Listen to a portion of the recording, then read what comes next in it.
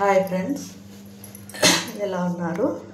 అందరు బాగుండాలని కోరుకుంటూ ఇక రియల్ హర్రర్ ప్రపంచంలోకి వెళ్దామా ఫ్రెండ్స్? 3 ఇయర్స్ కిందట ఫ్రెండ్స్ ఒకరోజు టెర్రస్ పైన చెట్లు వేశాను. ఆ చెట్లకు నీళ్ళు వేయడానికి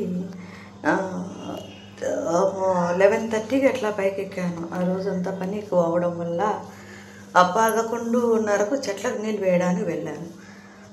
వేస్తూ అన్ని చెట్లకు వేసేసిన. సుమారుగా అరగంట పట్టింది చెట్లన్నీ నింపేదానికి. అట్లా ఎదురింట్లో ఫ్రెండ్స్ ఎదురిల్లుంది. ఆ పైన ఎందుకో అంతా అక్కడంతా చెట్లు అన్నీ ఎక్కువ. అటుపక్క లాస్ట్ బంగ్లా అని చెప్పినా కదా, ఆ చెట్లన్నీ అట్లా. నాకు చెట్లు అంటే చాలా ఇష్టం. అట్లా చూస్తుండగా ఒక ఆకారం కంటపడింది. అది జుట్టంతా విరబోసుకొని లావుగా కదలకుండా మెదలకుండా ఉంది. నేను ఏందబ్బా ఈ టైంలో ఒక ఆమె నిలబడుకొని జుట్టు విరబోసుకొని ఏదో ఆలోచిస్తూ ఉంది అనుకుంటూ అటువైపు చూశాను. అస్సలు కదల్లా మెదల్లా. చూస్తే అతి భయంకరంగా లావుగా జుట్టు కాళ్ళ వరకు ఉంది. ఒక్కటేసారి గుండెల్లో భయం ఎత్తుకొనింది. ఎందుకో ఇంకా నాకు చూడాలనిపించలే.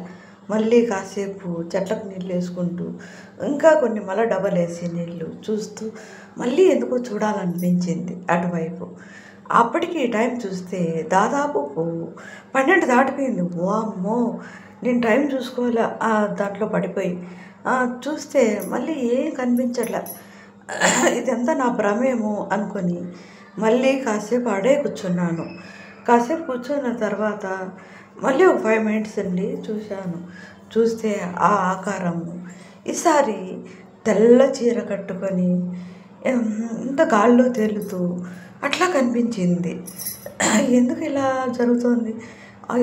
ఈరోజు ఎందుకు వచ్చినా నేను ఈ టైంలో అనుకుంటూ భయంగా, అసలే ఇల్లు మంచిది కాదు, ఇక్కడ ఎన్ని కోకొల్లలు జరిగినాయి, అయినా ఎందుకు ఇలా నేను భయం లేకుండా వచ్చాను అనుకుంటూ నాలో నేనే తిట్టుకుంటూ ఇంకా కిందికి దిగిపోదాం అనుకుంటూ ఉండగా ఎందుకో మెట్ల పైన అడుగులు చప్పుడు కాసాగింది. కళ్ళు అంటూ ఎవరో నడుస్తున్నారు. ఇంకా నాకు ఎందుకో గుండెల్లో రైళ్ళు పరిగెత్తసాగాయి. ఎలా ఇక్కడి నుంచి బయటపడాలా అనుకుంటూ కళ్ళు గట్టిగా మూసుకొని ఒక 5 మినిట్స్ ఉండి మళ్ళీ మెట్లు దిగనారంభించా. దిగుతూ గబగబా ఇంట్లోకి ఎప్పుడు వెళ్ళానో కూడా తెలియదు.